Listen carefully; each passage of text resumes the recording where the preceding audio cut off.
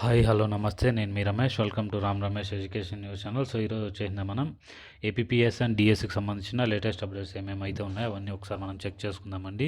Group 2 ప్రిలిమ్స్కి సర్వం సిద్ధం అని చెప్పేసి ఈరోజు వచ్చేసింది మనకి సాక్షి పేపర్లో రావడం జరిగిందండి.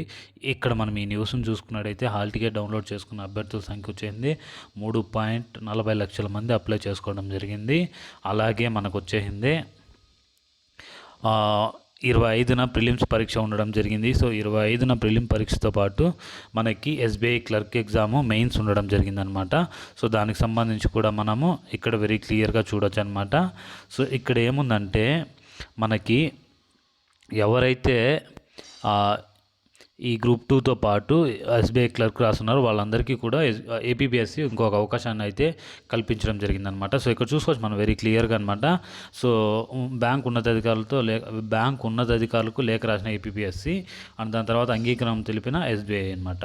సో ఏం జరిగింది అనేది మనం ఒకసారి చూసుకున్నట్టయితే కనుక మనకు వచ్చేసింది ఇక్కడ చూడండి క్లియర్గా ఇవ్వడం జరిగింది. గ్రూప్ 2 బ్యాంక్ పరీక్ష రాసేవారి వివరాలను సేకరిస్తున్న కమిషనర్ అని చెప్పడం జరిగింది. చాలామంది ఏం చేశారంటే సార్ మాకు 2 సార్లు ఒకే ఎగ్జామ్ ఉండడం జరిగింది. సో దట్ మేము ఎలాగా 2 ఒకేసారి అటెంప్ట్ అవ్వాలి అంటే కన్నా దానికి వచ్చేసింది ఏపీపీఎస్సీ వాళ్ళు వచ్చేసింది మీరేమి ఇబ్బంది పడాల్సిన అవసరం లేదు. ఎవరెవరైతే రాస్తారో వాళ్ళందరూ కూడా మీ డీటెయిల్స్ మాకు పంపించండి, మేము ఎస్బీఐ వాళ్ళతో మాట్లాడతామని చెప్పేసి అలాగే మాట్లాడడం జరిగింది. దానికి సంబంధించిన ఏదైతే ప్రొఫార్మా ఉందో ఎస్బీఐ మెయిన్స్కి సంబంధించి అది 2 షిఫ్ట్లో జరగడం జరుగుతుంది అనమాట ఎగ్జాము. దానికి సంబంధించి మనకి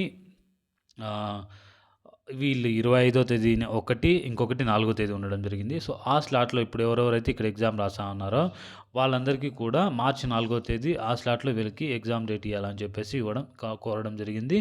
సో దానికి సంబంధించి ఎస్బీఐ కూడా అంగీకారం తెలపడం జరిగిందనమాట. సో ఇప్పుడు ఎవరైతే ఎగ్జామ్కి అటెండ్ అవ్వాలి, మేము అటెండ్ అవ్వలేము అట్లా అనుకునే వాళ్ళు ఎవరైతే ఉన్నారో పోస్ట్పోన్ చేయాలని ఎవరు అడిగారో వాళ్ళందరికీ కూడా ఒక రకంగా ఇది గుడ్ న్యూస్ అని చెప్పొచ్చు. ఎందుకంటే మీకు ఒకేసారి 2 ఎగ్జామ్స్ ఉన్నాయంటే ఇబ్బంది అవుతుంది. సో దట్ మీకు వచ్చేసింది 4వ తేదీ వీళ్ళు కండక్ట్ చేయడం జరుగుతుంది అనమాట. ఇక్కడ మీరు న్యూస్లో వచ్చి చూసుకోవచ్చు ఇదే న్యూస్. సో ఈ నెల 25 నిర్వహించిన గ్రూప్ 2 ప్రిలిమ్స్ పరీక్షపై Andhra Pradesh public service commission APPSC అన్ని ఏర్పాట్లు పూర్తి చేసింది. ఈ నెల 14 నుంచి హాల్ టికెట్లు జారీ మొదలు కాగా ఇప్పటి వరకు దాదాపు 3.40 లక్షల మంది అప్లై చేసుకోవడం జరిగిందనమాట. సో ఇక్కడ వచ్చేసింది మనకి అదే రోజే ఏదైతే ఫిబ్రవరి 25వ తేదీ state bank of India SBI mains పరీక్ష ఉండడం నేపథ్యంలో సో ఎస్బీఐ ఉన్నతాధికారులతో ఈ అంశంపై చర్చించడం జరిగింది. గ్రూప్ 2తో పాటు ఎస్బీఐ పరీక్ష రాసే అభ్యర్థులకు మార్చి 4న ఇంకో స్లాట్ అయితే ఉండడం జరిగింది. ఆ స్లాట్లో వీళ్ళందరికీ కూడా ఎగ్జామ్ కండక్ట్ చేయడానికి మీరు మాకు ఒక అవకాశాన్ని ఇవ్వాలని చెప్పి లేఖ రాయడం జరిగింది, వాళ్ళతో డిస్కషన్ చేయడం జరిగింది అనమాట. సో చాలామంది అభ్యర్థులు వచ్చేసింది, రాజకీయ నాయకులు కూడా దీనిపైన గ్రూప్ 2 ఏదైతే నోటిఫికేషన్ ఉందో సో దీనికి ఎగ్జామ్ని 2 ఒకేసారి ఉండడం వల్ల మీరు ఈ ఎగ్జామ్ని కొద్దిగా పోస్ట్పోన్ చేయండి అని చెప్పి అడగడం జరిగిందనమాట. సో దాన్ని పోస్ట్పోన్ చేసే ప్రయత్నాలు అయితే ఏం జరగవు అనమాట. సో ఇది ఇక్కడ ఉన్న న్యూస్ అనమాట. సో ఇప్పటి వరకు 3.40 లక్షల మంది హాల్ టికెట్లు అనేది డౌన్లోడ్ చేసుకోవడం జరిగిందనమాట.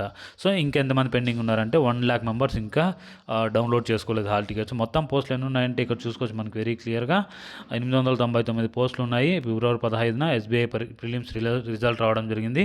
ఫిబ్రవరి 25 మరియు మార్చి 4న మెయిన్స్ ఎగ్జామ్ తేదీలుగా ప్రకటించడం జరిగిందనమాట. సో దాంట్లో భాగంగానే మనకి వీళ్ళు మాట్లాడడం జరిగింది. వీళ్ళు మాట్లాడిన దానికి ఏబీపీఎస్ అభ్యర్థులు వీళ్ళు ఆ కమిషనర్ వాళ్ళు మాట్లాడారు. దానికి ఎస్బీఐ మేనేజర్ ఒప్పుకోవడం జరిగింది. సో దట్ మీకు ఇంకా ఎగ్జామ్ అయితే పోస్ట్పోన్ అవ్వదు, ఖచ్చితంగా మీకు ఈ గ్రూప్ 2 ప్రిలిమ్స్ ఎగ్జామ్ అనేది 100% జరుగుతుందన్నమాట. సో దీనికి సంబంధించి మేము ఎగ్జామ్ షెడ్యూల్స్ కూడా ముందే ఇచ్చేసాము అండ్ దాంతోపాటు ప్రిలిమ్స్ డేట్ను కూడా మేము ముందే రిలీజ్ చేసామని చెప్పడం జరిగింది. సో అలా చెప్పడం ద్వారా మేము ఈ ఎగ్జామ్ కండక్ట్ చేస్తాము. మీరు ఎవరైతే ఈ ఎస్బీఐ మెయిన్స్ రాసా ఉన్నారో వాళ్ళందరికీ కూడా ఎస్బీఐ మార్చ్ 4న జరిగే స్లాబ్లో వారికి అవకాశం కల్పించాలని కోరారు. దీనిపై సానుకూలంగా స్పందించిందనమాట ఏదైతే ఎస్బీఐ బ్యాంక్ వాళ్ళ మేనేజర్ ఉన్నారో వాళ్ళకి. సో ఎస్బీఐ సానుకూలంగా స్పందించింది. సో ఇప్పుడు మీరేం చేయాలి అని అంటే ఎవరైతే అప్లై చేశారో ఈ మెయిన్స్కి వాళ్ళందరూ కూడా మీ డీటెయిల్స్ని ఇక్కడ ఏపీపీఎస్సీ ఒక సైట్ ఇవ్వడం జరిగింది, ఈమెయిల్ ఐడి. ఈ ఈమెయిల్ ఐడిలో మీరు డీటెయిల్స్ని ఫిల్ చేసి పంపించేస్తే సరిపోతుంది. ఇక్కడ appsc@gmail.comకు మీరు మెయిల్ చేస్తే సరిపోతుంది మీ డీటెయిల్స్తో పాటు. ఇది అనమాట గ్రూప్ 2కి సంబంధించి. ఇంకా డిఎస్సికి సంబంధించి చూద్దాం. మనకిక్కడ చూసుకున్నట్టయితే 4 ఏళ్ళు నిద్రపోయారా? 4.5 ఏళ్ళు నిద్రపోయారా అని చెప్పడం జరిగింది. సన్నద్ధకు సాయం లేకోకుండా డీఎస్సీనా? ప్రభుత్వం మెంటల్ టార్చర్ పెడుతుందన్న అభ్యర్థులు. ఒక పక్క అతి తక్కువ పోస్టులతో మరో పక్క పరీక్షల షెడ్యూల్ గజిబిజి. సో, ఇక్కడ చూసుకున్నట్టయితే మనకి చాలా అంటే చాలా వరస్ట్ అనమాట ఇది. అతి తక్కువ టైం అంటే మనం ఎలా ప్రిపేర్ అవుతాం చెప్పండి? ఇఫ్ ఐ నాకు తెలిసినంతవరకు నేను ఈ ప్లేస్‌లో ఉన్నా నేను కూడా కష్టపడాల్సిందే. ఎందుకంటే ఆల్రెడీ వీళ్ళు నోటిఫికేషన్ రిలీజ్ చేశారు. బట్ మనోళ్ళు కేసులు వేశారు. బట్ అవి ఏమవుతుందో ఏమో తెలీదు. వాటెవర్ ఇట్ మే మనం ఖచ్చితంగా ప్రిపేర్ అవ్వాలండి. ప్రిపేర్ అవ్వకపోతే మనకి టైం లేదు. సో, ఉన్నదాన్ని సద్వినియోగం చేసుకోవాలి. ఎవరు కొడతారో, ఎవరు కొట్టలేరో అవంతా తర్వాత విషయము. బట్ మనమైతే మాత్రము ఉన్న అవకాశాన్ని సద్వినియోగం చేసుకోవాలి. సో, ఇక్కడనమాట ఇది. ఇక్కడ చూడండి, అప్పుడు ప్రతిపక్షంలో ఉన్నప్పుడు ఒక మాట, ఇప్పుడు మిత్రపక్షం వాళ్ళు అధికారంలోకి వచ్చిన తర్వాత ఇంకో మాట. అప్పుడు రాష్ట్రంలో 23,000 ఉద్యోగాలు టీచర్ పోస్టులు ఖాళీగా ఉంటే భర్తీ చేయాల్సింది పోయి 4.5 ఏళ్ళు ఆ పెద్ద మనిషి ఏ గాడిదలు కాస్తున్నాడని మీ అందరి తరపున నేను అడుగుతున్నాను. అప్పుడు సీఎం చంద్రబాబుపై జగన్ విమర్శలు. అదే ఇప్పుడు వీళ్ళు ఏం చేస్తున్నారు? వాళ్ళ భాషలో చెప్పాలంటే ఇప్పుడు వీళ్ళు గాడిదలు కాస్తున్నారా? వీళ్ళు ప్రకటించాల్సింది ప్రకటించలేదు ఎందుకు అని చెప్పేసి ఇక్కడ ఈనాడు పేపర్లో రావడం జరిగిందనమాట మనకి. సో, ఇది ఇక్కడున్న ఈ ఆర్టికల్కి సంబంధించింది. ఇక్కడ మనకి ఇంకో న్యూస్ అయితే ఉండడం, జీవో 3 ప్రకారం ఏజెన్సీలో డిఎస్సి పోస్టులు భర్తీ చేయాలన్నమాట. ఆదివాసీ గిరిజన సంక్షేమం రాష్ట్ర ప్రధాన కార్యదర్శి కిల్లో సురేంద్ర అనమాట. షెడ్యూల్ ప్రాంతాల్లో జీవో నంబర్ 3 ప్రకారము డిఎస్సి పోస్టులను భర్తీ చేయాలని ఆదివాసీ గిరిజన సంఘం రాష్ట్ర ప్రధాన కార్యదర్శి ఎవరైతే ఉన్నారో సో వాళ్ళు ఇక్కడ వెరీ క్లియర్గా చెప్పడం జరిగిందనమాట. ఏమని చెప్పడం జరిగింది? జీవో నంబర్ 3 అంటే ఏంటి, ఎవరికి సంబంధించింది ఇది అని అంటే, సో అరకు లోయలో ఆదివాసీ ప్రజలు ఎవరైతే ఉంటారో వాళ్ళకి మాత్రమే ఈ పోస్టులు కేటాయించాల్సిందనమాట. సో డిఎస్సి 2024లో దగా చేసిందని మండిపడ్డారు. గిరిజనేతలకి ఏజెన్సీ ప్రాంతాల్లో అవకాశం కల్పించడాన్ని ఖండించారు. ఇంతవరకు ఎప్పుడు అలా జరగలేదన్నమాట. రంపచోడవరము ఐటీడీఏల పరిధిలో పోస్టులు మొత్తం 153 ఉండగా అందులో ఆదివాసులకు దక్కేది 9 పోస్టులు మాత్రమేనని, సో గిరిజనులు పొందేది 114 పోస్టులని తెలిపారు. ఇది ఎంతవరకు సమంజసమని ప్రశ్నించారు. ఏలూరు జిల్లా షెడ్యూల్ ప్రాంతాల్లో మొత్తం పోస్టులు 280కి గాను ఆదివాసులకు దక్కేది కేవలం 12. గిరిజనేతలకు దక్కేది ఇక్కడ చూడండి, గిరిజనేతరులకు తగ్గే పోస్టులు వచ్చేసిందే మనకి ఆదివాసులకు దక్కేది కేవలం 12, గిరిజనేతలకు 268 పోస్టులు దక్కుతాయన్నారు. సో ఈ మాన్యం పార్వతీపురం జిల్లాలో 10 పోస్టులకు గాను మించి ఆదివాసులకు దక్కడం లేదన్నారు. గిరిజనులకు ముఖ్యమంత్రి జగన్మోహన్ రెడ్డి ఏం చేశారో చెప్పాలని చెప్పేసి అక్కడ వాళ్ళు అడగడం జరిగిందనమాట. పాడేరు ఏజెన్సీలో పనిచేస్తున్న 186 గిరిజన సిఆర్టీ పోస్టులను మాయం చేస్తూ ఆయా పోస్టుల్లో గిరిజనేతలకు ప్రభుత్వం అవకాశం కల్పించడం దారుణమన్నారు.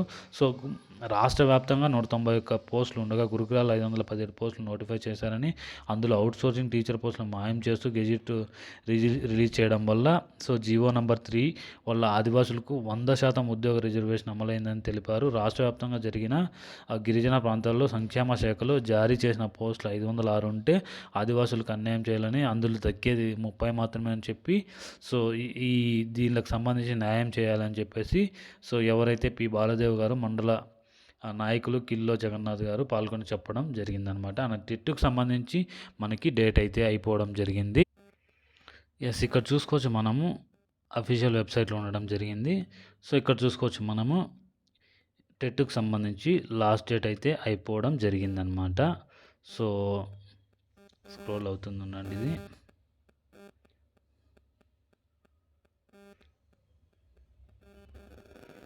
ఇక్కడ చూడండి వెరీ క్లియర్గా వేయడం జరిగింది.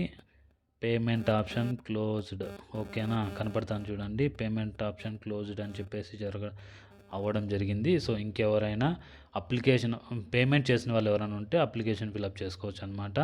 సో ఇంకా వచ్చేసింది చాలామంది అడుగుతున్న డౌట్ ఏంటంటే మేము మర్చిపోయాము, సో మా హాల్ టికెట్ నంబరు 2018, 17, 2022, 2024 సంబంధించి 24 అంటే ఇప్పుడు రాస్తున్నారు.